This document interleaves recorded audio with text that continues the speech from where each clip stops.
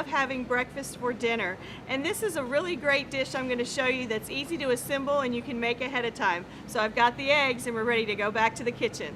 So to make this easier on us, this is a dish that you can actually make the night before, and then when you get home from work and you get ready to have your breakfast for dinner, you can just put it in the oven and everything's ready to go. So what I have here that we're going to put in first, this is some hash browns that I've just browned, and that's going to kind of be our crust. And that goes into the bottom of our pan. And then I have some bacon here that I broiled and put through the food processor, so it's nice and finely chopped.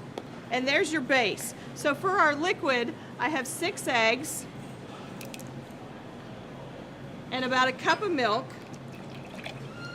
And of course you got to get a little hot sauce in too, because you can't have your eggs without a little bit of kick. Make sure you put in your salt and pepper. I always feel like my eggs need a little bit of extra salt, so I like to have a little bit of a salty flavor in with my eggs. And you get that all mixed up, and then you can use whatever type of cheese that you like. I really like the cheddar. Swiss is also nice, or maybe a little goat cheese crumbles. And you can mix in anything that you like vegetable-wise or protein. I mean, you could do some turkey sausage, and then just pour that in over the top of your potatoes.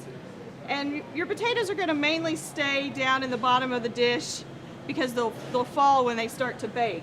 And you're going to let this go into the oven for about 30 minutes at 400 degrees. About halfway through, if you want to put some nice vegetables on top, what I've done here is I've just got some asparagus that I split. I'm going to put that over the top.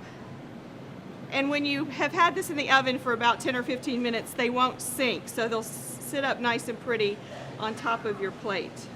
And then you can make whatever sides you like to have to go along with your frittata. And if you line your baking dish with some parchment paper, when you're finished, you can also pull it out of your pan and have a really nice presentation, and then just slice it up. And it's a beautiful breakfast for dinner. So you can find this recipe in Wednesday's flavor section of the Tyler paper or on cbs19.tv.